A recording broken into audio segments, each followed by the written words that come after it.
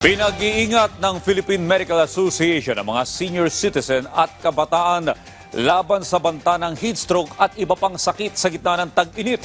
Yan ang ulat ni Bien Manalo.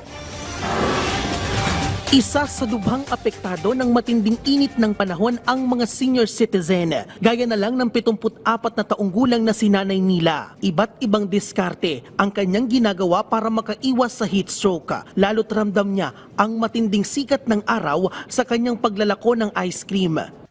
Sumisilong lang ako sa malilim na lugar pag yung masyado ng mainit. Lagi po akong may baon tubig na siya kong iniinom. Pagkakaubos, pinapalitan ko uli. May ibang diskarte rin si Tatay Eduardo para maibsan ang init ng panahon.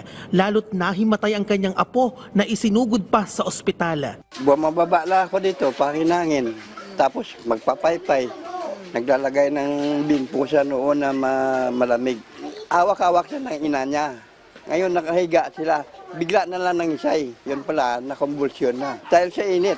Bukod sa pag-inom ng tubig, nagpaalala pa ang Philippine Medical Association sa mga senior citizen mula sa banta ng heat stroke ngayong tag-init.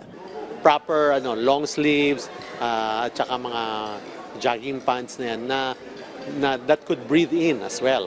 Pero wag naman balot na balot, no? And then stay indoors. Bukod sa mga senior citizen, lubhang apektado rin ng extreme heat ang mga bata. Ayon sa Philippine Pediatric Society, maliban sa heat stress at heat stroke, naglipa na rin ang iba't ibang sakit ngayong tag-init, gaya ng vector-borne diseases at waterborne diseases. Ang bottom line dyan, kailangan yung basics hand washing, clean water, space in between. Huwag kayo pumunta sa crowded spaces. Ayon pa sa PPA, bagamat mainit ang panahon, nariyan pa rin ang banta ng dengue. Kaya't mahalagaan nila na laging panatilihing malinis ang kapaligiran. Bien Manalo para sa Pambansang TV sa Bagong Pilipinas.